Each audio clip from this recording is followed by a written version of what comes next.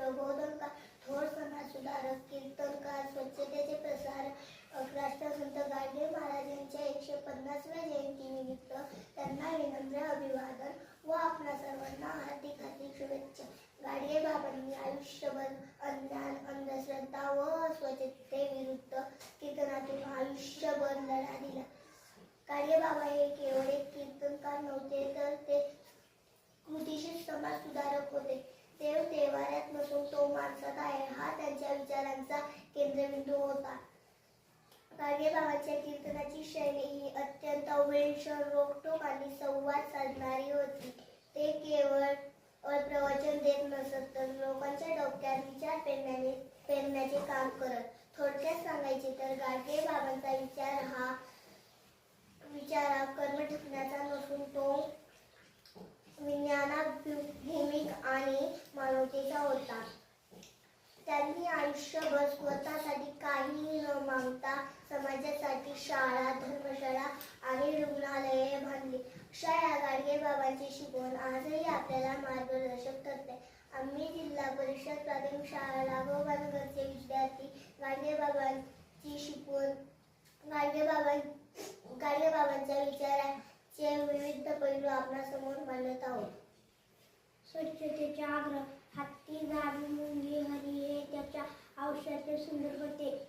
ते जिथे जाते ते स्वतः हातात झाडू घेऊन गाव स्वच्छ करत. बाह्य स्वच्छता, परिसर स्वच्छ ठेवणे, अंतर्मनाची स्वच्छता, व्यसने, अर्थश्रद्धा आणि वाईट विचारांचे त्याग करणे. अंधश्रद्धा. त्यांनी देवाधर्माच्या नावाखाली चालणाऱ्या प्राण्यांच्या बळीला, पशुहत्येला कडाडून विरोध केले. शिक्षणाचे महत्त्व. बाबांनी शिक्षणाचे महत्त्व ओळखले होते.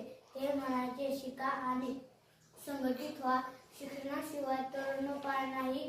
जेवणाचे ताट विका पण मुला बाळांना शिक्षण. माणुसकी हाच खरा धर्म. गाडगे बाबा म्हणायचे, दगडाच्या मूर्तीला नैवेद्य दाखवण्यापेक्षा भुकेलेल्या माणसाला भाकरी देणे हीच खरी विश्वभक्ती आहे. त्यांनी तीर्थयात्रेपेक्षा दलितांच्या सेवा करण्याला जास्त महत्त्व दिले. बाबांचे 10 संदेश. भुकेलेल्यांना अन्न द्या, तहानलेल्यांना पाणी द्या, उघड्या नाकांना वस्त्र द्या, गरीब मुला मुलींना शिक्षण द्या, बेघरांना निवारा द्या,